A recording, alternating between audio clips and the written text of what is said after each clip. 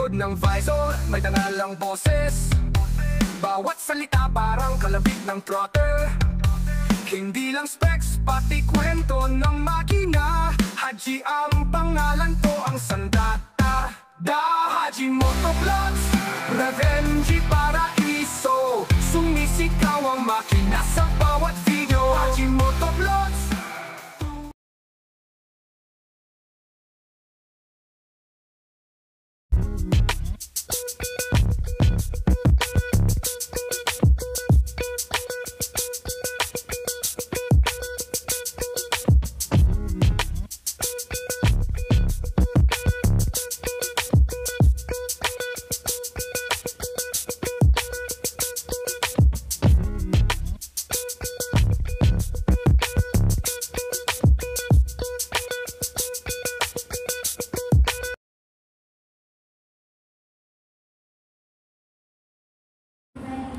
Good morning mga idol, at i-update natin tong Suzuki Birdman Street EX mga idol. Dito nga pala tayo sa Guanzon sa Santa Cruz, Zambales branch. Okay, so ito meron po silang available na Suzuki Birdman Street EX mga idol. So sa mga naghahanap, okay, available siya dito. Update natin motor na to kung sulit pa nga ba ito bilhin ngayon 2025. Let's go.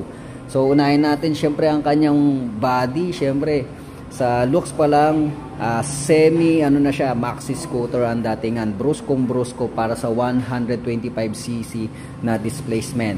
So sa mga ilaw niya mga idol, makikita natin LED type na po siya dito sa kanyang headlight, tapos dito naman sa kanyang okay, sa signal lights is ordinary bulb pa lamang.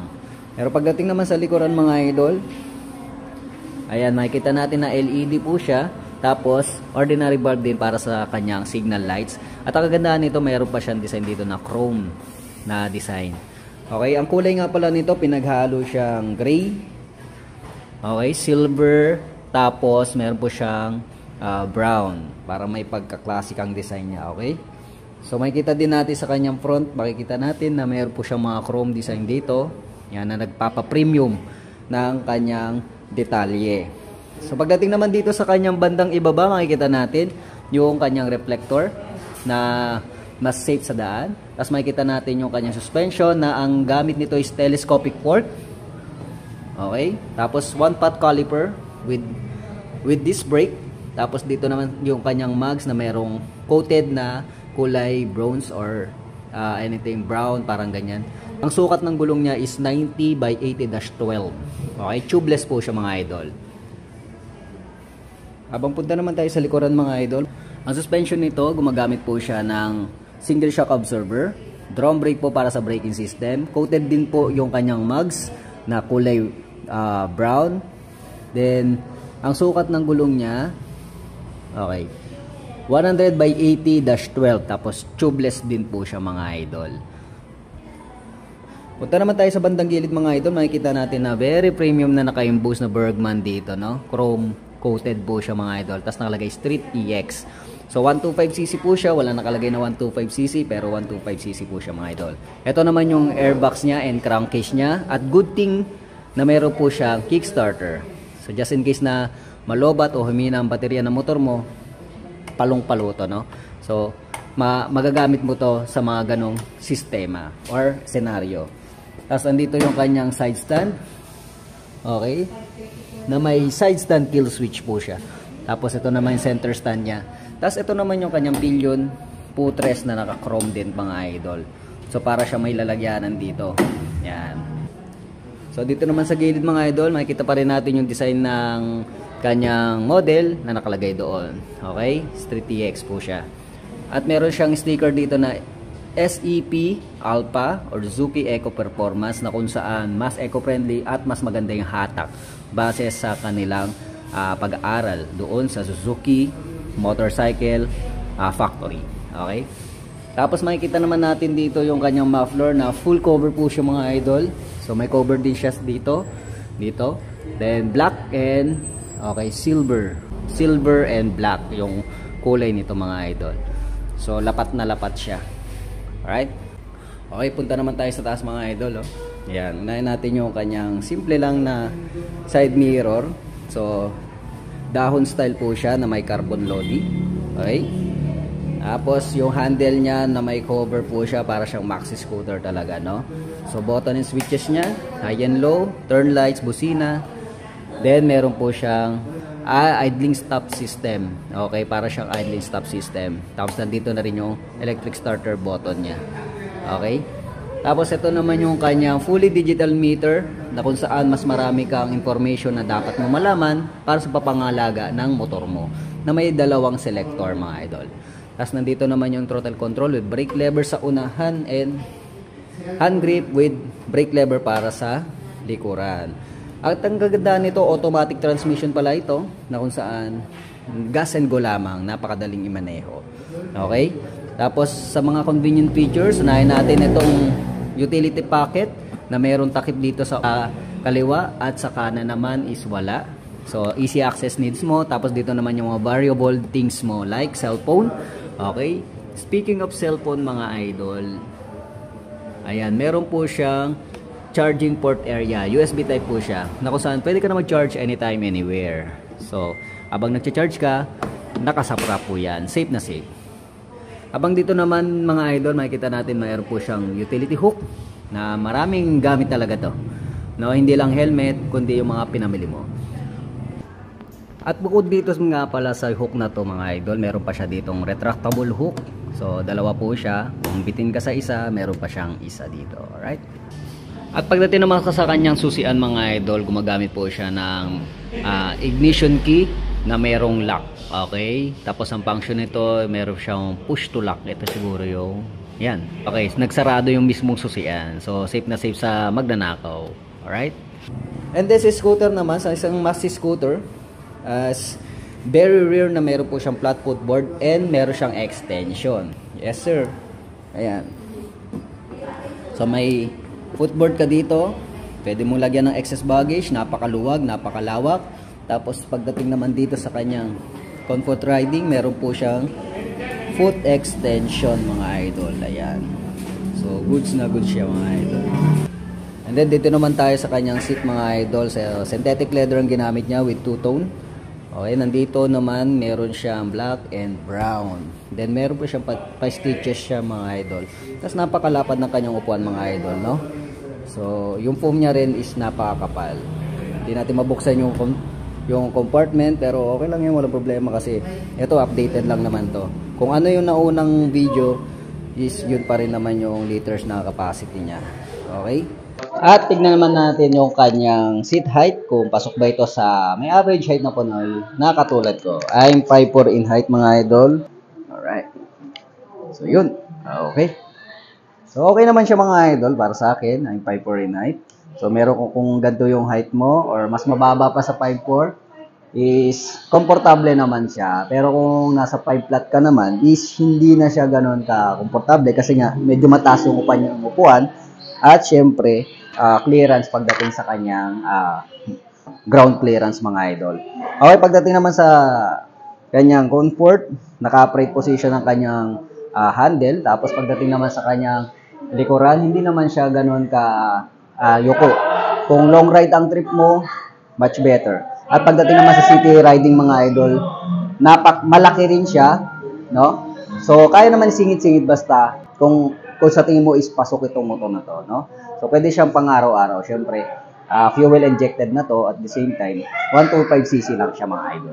Okay, pagdating naman sa presyo nito via Guanzon, Santa Cruz, Zambales, ang Bergman Street EX ay merong cash na 94,400. Para naman sa down payment nito is 5,800. At para sa 3 years monthly installment naman nito is nasa 4,957. May less po siyang 200 pag maaga ka or on due date ka magbayad.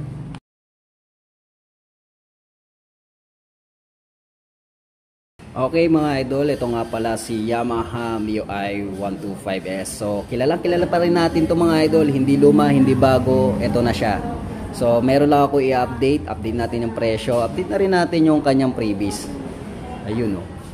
So later na yan. So unahin natin dito sa unahan na meron pa rin siyang nakalagay na Mio. Yan. Tapos dito yung Yamaha. Tapos nandito yung carbon lodi na design pa rin ni Mio. So sa unahan gumagamit pa rin po siya ng traditional na bulb or ordinary bulb sa kanyang headlight. Signal lights niya, pinot bulb mga idol. Okay? So pagdating naman sa kanyang suspension, gumagamit po siya ng telescopic fork. Disc brake naman para sa kanyang braking system with 1-pot caliper na may mags po na mayroong sukat na gulong na 7090-14 at tube type pa lang ito. Okay? So sa likuran naman natin mga idol, okay, tail light niya. Yan, ganun pa rin ang itsura niya, okay? So ordinary bulb pa rin ang gamit nito na mayroong signal lights na ordinary bulb din. Tapos nandito yung kanyang reflector at ang dito yung kanyang back fendler na nakalagay naman dito yung kanyang plate holder. So dito naman sa gilid mga idol, makikita natin yung kanyang exhaust, okay, na merong cover na plastic, parang carbon loading na design. Okay, so nandito yung fan niya. So ito nga pala ay air cooled. So pagpapalamig ng makina, gumagamit po siya ng air cooled mga idol. Suspension naman dito sa likuran ay gumagamit ng single shock absorber. Tapos drum brake po sa braking system. Mags po ang ginamit nito na meron sukat na gulong na 80/90-14 at tube type pa lang. Okay? So dito naman sa gilid makikita natin yung kanyang decals na Mio I-125 na merong color na yellow, gray, super gray, and gray na gray. Okay? Tapos black. Tapos nandito meron pa rin siyang carbon lodi na design. Okay? Tapos dito sa baba naman makikita natin yung kanyang airbox. At nandito yung kanyang crankcase. Ito nga pala ay CVT, automatic transmission, na kung saan gas and go lamang. Tapos meron po siyang kickstarter na kung saan pwede mo itong i-kick kung sakaling humina o malobat ang baterya ng motor mo. At nandito na ang kanyang pillion footrest. Okay, chrome color po siya mga idol. Tapos side stand. Then meron po siyang center stand. Alright?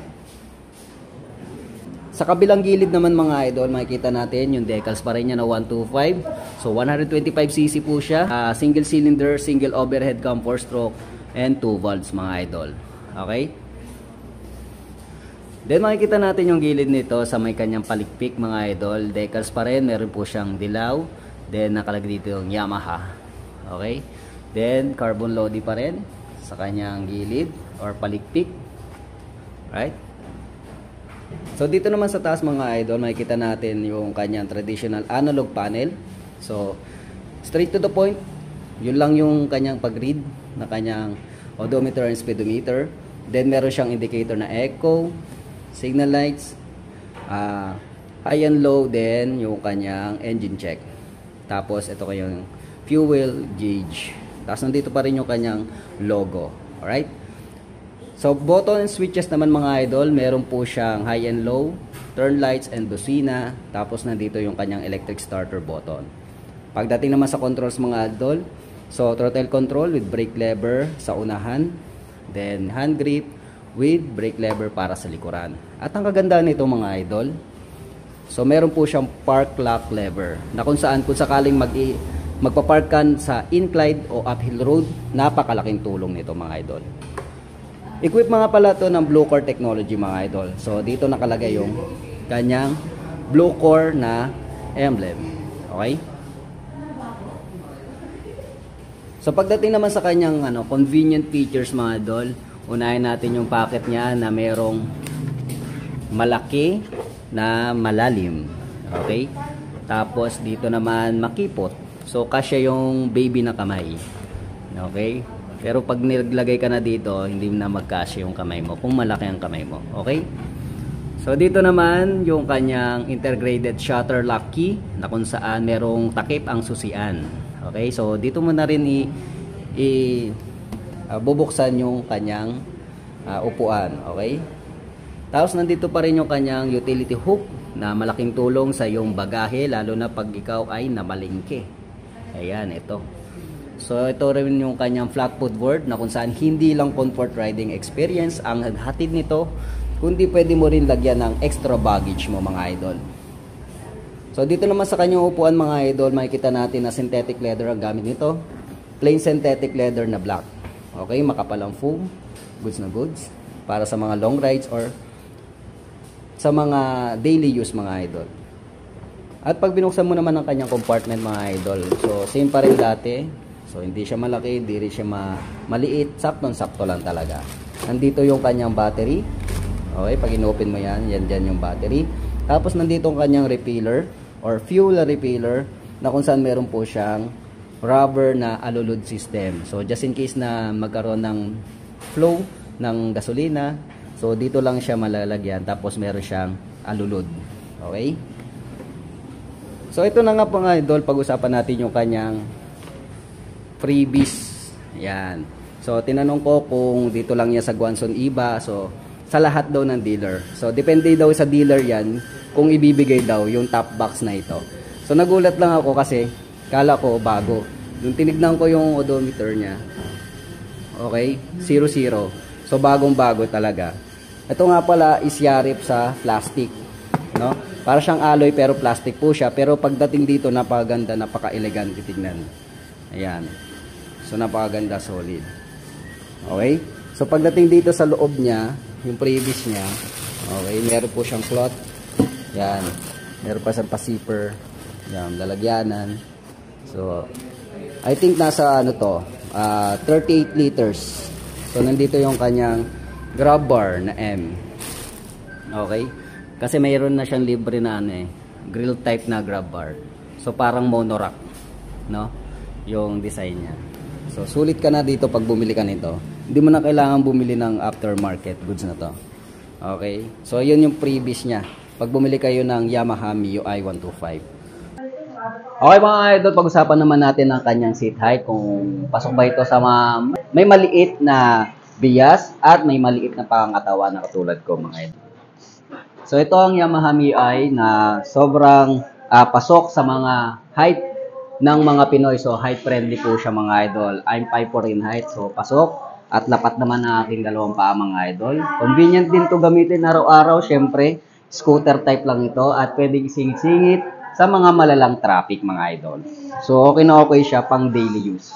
So pagdating naman sa convenient ng kanyang handling, madaang naman siya. At sa pag-rides mo mga idol, naka-upright position ang kanyang handle. So walang problema sa iyong likuran. So kung sakaling pang long ride ang damitan nito. Okay? At ayun na nga mga idol, pag-usapan naman natin ang kanyang presyo via Guanzon, Santa Cruz, Zambales mga idol. Ang Yamaha MIUI 125 ay may cash na 79,900. Down payment nito para sa installment is 4,800 and ang monthly installment naman nito is 1 year, 8,552, 2 years, 5,359, 3 years is 4,263 na may rebate po na 200 pesos. At ang kagandahan nga nito, installment man o cash, ay meron po siyang top box na kasama mga idol.